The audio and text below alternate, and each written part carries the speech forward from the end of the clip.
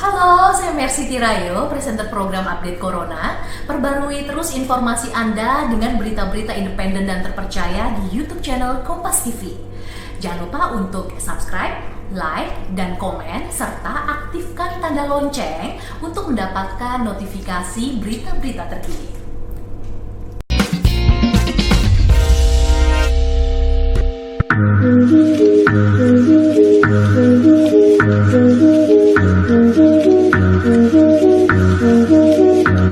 Halo kakak,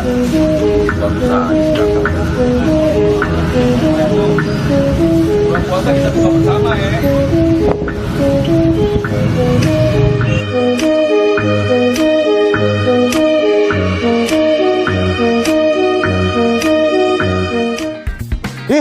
Jujur gue risih banget sama orang-orang yang suka catcalling karena sejujurnya gue juga nggak pernah catcalling.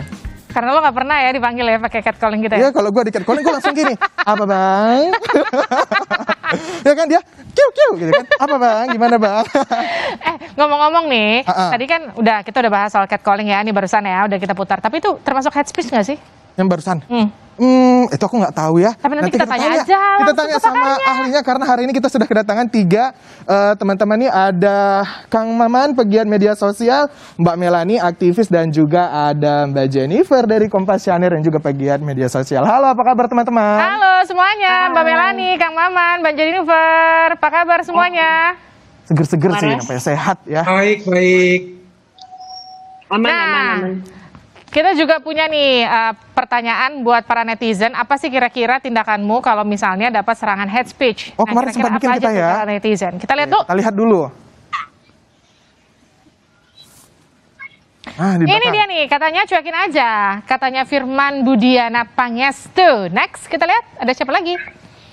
Kata Ernawati, hate speech. Aku tetap prima, tetap menangkan Pancasila. Kata. Gimana maksudnya tuh? Positif ya. Gue temuin orangnya, gue tantang. One on one gila nih. Aduh jotos, Anda jagonya, NKRI fix. Sindirin orangnya katanya, but feel dumb. Jadi ini beberapa komentar para netizen. Katanya ada juga yang bilang diabaikan aja, nggak perlu ditanggapi. Karena mereka termasuk orang yang sedang sakit. Ini gue setuju sih. Aku mau ke Mbak Jennifer dulu. Mbak Jennifer, pernah nggak ngalamin jadi korban hate speech? Sering banget sih jadi korban. Oh, kalau hate speech belum pernah sih, kalau catcall yang sering. Catcall sering ya, tapi kalau jadi korban hate speech langsung di media sosial gitu nggak pernah? Belum pernah sih, karena memang saya sih lebih sukanya low profile kalau di sosial media. Oke, jadi menghindari ini ya. Menghindari konflik lah. Pergesekan ya. Tapi kalau Mbak Mel ini kayaknya lain ceritanya deh. Mbak Mel gimana? Ada nggak pengalaman diserang netizen ada unsur-unsur kayak hate speech di dalamnya gitu? Sering lah, nggak cuma dari netizen kali, dari buzzer-buzzer cabai-cabean pemerintah juga banyak. Wow. Gimana nanggepinnya Mbak Mel? Gini, kalau buat gue selalu jelasin gini, lo ke media sosial, lo sama aja lo berkunjung ke rumah gue. Lo ngetok, lo yang datang kok, gue nggak pernah ngundang lo yang datang ke rumah gue gitu. Lo tiba-tiba teriak-teriak di rumah gue, lo namu gitu, itu kan ngeselin dong. Gue boleh ngusir lo, gue akan pakai dulu blok atau apapun itu. Kan kalau gue di rumah gue terserah gue mau ngomong apa, dan gue tidak pernah maksa lo masuk ke rumah gue. Lo yang datang, lo nggak sopan kalau ngomong gitu. Nah, kalau sudah masih bisa gue blok. Kalau masih, gue setuju sama yang tadi bilang, itu kasihan sih. Sebenarnya orang itu kasihan, orang-orang yang sangat tidak punya kerjaan tapi punya pulsa, otaknya gibah dan gak jelas gitu. Sebenarnya itu kan kasihan posisi orang itu. Iya, gabut-gabut biasanya. Keterlaluan sekali gue laporin. Dan gue orang cukup takut sama gue sekarang karena gue bukan tipe orang yang ngelaporin terus besok kasihan dia minta maaf gue cabut. Oh enggak, laporin laporin. Lo minta maaf bagus karena memang sesopannya begitu. Tapi gue cabut tidak. Oh gitu. Ada berapa kasus Mbak Mel yang udah sempat dilaporin ke polisi? 4. Oh wow, itu berarti memang udah lumayan sering jadi korban hate speech ya. Tapi mengidentifikasi, oke, yang ini harus gue laporin, yang ini kayaknya bisa cukup dia minta maaf aja sama gue, permasalahannya selesai. Itu gimana Mbak Mel? Nah kalau gue begini, ya gini ya, kalau lo masih tidak setuju sama apa yang gue omongin, fine. Gitu kan, itu namanya kritisi dan lo punya hak untuk ngomong apapun. Kalau gue nggak mau terima itu ya jangan buka medsos, ya kan. Tapi kalau lo sudah kasar berbicara kayak perempuan, apalah pakai kata-kata kasar ya, tolol ini itu apa segala, apalagi seksis dan segala macam, itu perlu.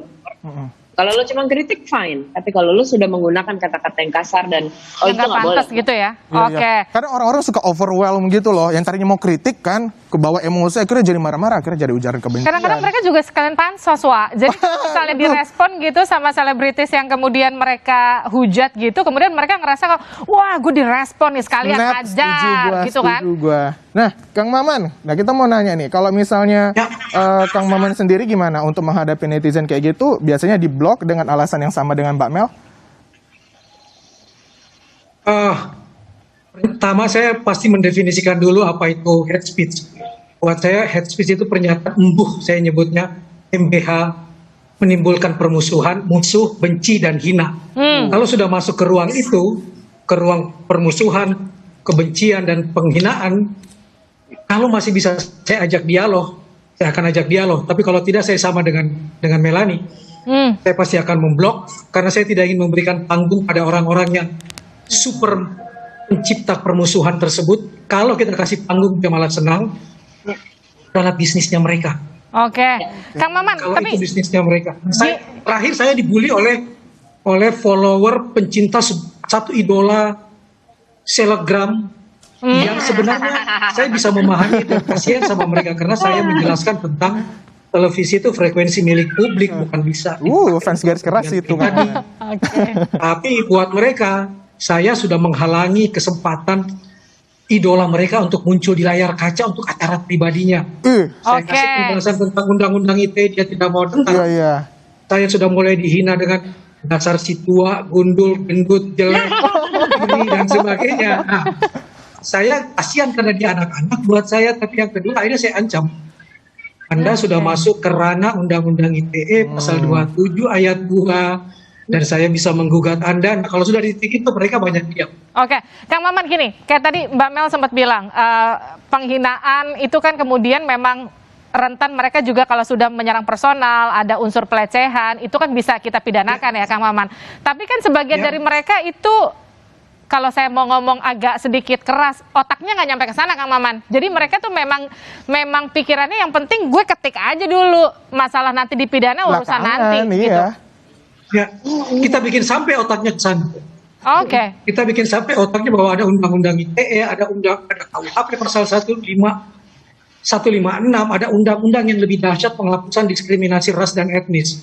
Apa yang dirasakan oleh Melani misalnya sebagai minoritas, agamanya dihajar, gendernya dihajar, nggak boleh dibiarkan. Kita nggak boleh diam terhadap hal seperti itu. Betul. Melani udah berapa kali ngingetin kita. Sudah waktunya menyalakan tanda bahaya kalau kita ingin menjaga keberagaman kita. Nah, Mbak Mel gimana Mbak Mel? Iya benar, gini, gue malah surprisingly ya, ini gue nggak tahu nih orang smart apa enggak. Gue setuju yang Mama bilang, gue tidak pernah mau ngasih panggung. Jadi gue tidak akan pernah nyautin mereka sampai ribut, nggak mau. Itu tidak mau gitu, itu sama aja kayak ngasih panggung. Sama aja kayak misalnya ada hal-hal tolol yang kejadian, gue tuh nggak mau. Netizen kan ngertinya cara menyelesaikan masalah dengan tolong di-up mbak, tolong di-up. Nggak mau, lo ngasih panggung ke orang yang tidak seharusnya gitu. Jadi gue pasti ngeblok, itu pasti gue blok. Dan gue juga setuju yang Kang Maman bilang, gue orang yang percaya bahwa Indonesia itu adalah negara yang diizinkan untuk perbedaan tinggal di situ.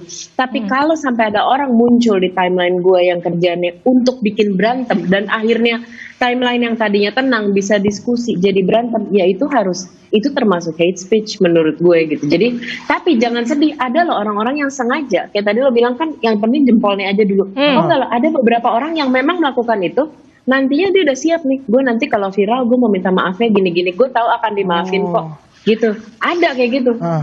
Nah Mbak Jen, Oke, Mbak Jennifer, aku mau nanya nih, kalau misalnya tadi kata Mbak Melani ada orang yang memang purpose-nya adalah memang supaya dia viral gitu kan, supaya dia dapat exposure gitu di sosial media. Nah, menurut Mbak Jennifer gimana? Apakah memang orang sebelum mengomentari atau mengkritik atau malah hate speech sesuatu itu dia memang punya tujuan itu, atau tujuannya memang sekedar ya udah asal ketik aja?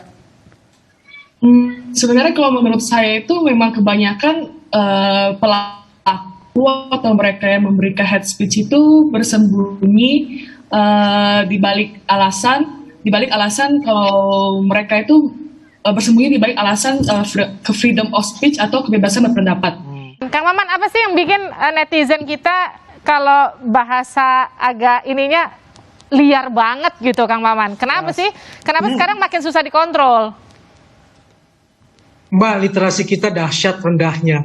Kita selalu setuju. bilang kita negara nomor 2 paling literat di bumi. Nomor 2 dari belakang, nomor 60 dari 61 setingkat di atas Botswana. Tapi kita Indonesia negara nomor 5 paling cerewet di medsos. Jakarta dan Bandung itu nomor 1 di dunia sebagai kota paling cerewet, 15 tweetan per detik. Jempolnya di depan daripada otaknya. Mereka mengutamakan yang penting kecepatan daripada kecepatan. Dan memang ada orang yang sengaja menciptakan panggung untuk jadi up terus. Seperti kata Melani, ada orang yang sengaja seperti itu, dan berapa kali saya temui dengan bahagia mengatakan, lawan media, follower lu nambah. Oke. Follower lu nambah 1. Ada yang juga bisnis, yang bisnis jasa maki. Sengaja mereka melakukan itu untuk sesuatu hal yang sifatnya politis dan lain sebagainya. Siapapun yang berbeda. Tadi Melani bilang, berbeda dengan penguasa, dihajar. Berbeda dengan oposisi, kitanya yang dihajar. Sehingga buat saya, sebutan saya cebong dan kampret, ganti-gantian itu terjadi. Nah, tapi ngomong-ngomong tentang tingkat literasi, aku rasa nggak cuma di Indonesia, tapi di luar negeri pun halnya sama seperti itu, kayak di Amerika gitu kan, yang akhirnya menimbulkan hal-hal yang sifatnya kayak rasisme gitu kan, kemudian ada radikalisme kayak gitu. Nah, menurut Kang Maman, setuju tidak? Oh iya, di era Donald Trump terasa betul kan kejadiannya, dan banyak kemudian pertentangan antar ras di sana, antar warna kulit dan sebagainya. Padahal Amerika itu dahsyat peraturannya dibanding Indonesia. Layar kacanya ada peraturan 7 dirty words, 7 kata yang tidak boleh diucapkan, salah satunya warna kulit. Tidak boleh. Itu tidak disebutkan hal tersebut. Dan itu kemudian dengan gampangnya misalnya menyebut, hei kulit hitam, hei Papua, hei Ambon, hei Manado, hei minoritas.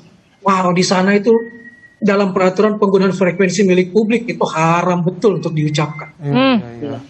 Jadi emang ya, hate speech itu kan nggak cuma menyebabkan kayak kita lihat ada rasialisme, tapi juga bisa sampai impactnya ke radikalisme. Kayak kemarin kan aksi teror juga, mereka salah satunya menggunakan frekuensi di media sosial itu untuk kemudian merekrut, sampai kemudian ngajarin bikin bom di media sosial. Gila emang sekarang. Media sosial itu lama-lama udah jadi everywhere, everyone, everything, library, Pak. Nah, tapi kan kita harus punya tanggung jawab untuk mengedukasi mereka, para netizen, ya nggak sih? Betul sih. Tapi nanti kita bahas usai jeda di Kata Netizen.